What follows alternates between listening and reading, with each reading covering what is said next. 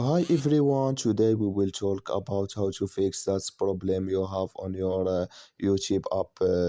And we'll just click here on settings, then we come here to settings window like you say, and we will go down, we will click here on apps, then we come to apps window and we will just go down here to looking for YouTube app here, and this is window, and we will just we found the YouTube. We will click here on YouTube, then we come to next window here like you say, and we will click here on for stop, then we will click here on OK, and we will just click here on storage, then we come to storage window, we will click here on clear cache, then we will click here on clear data, and you just turn off your Wi-Fi and turn on it, and it's going to work with you.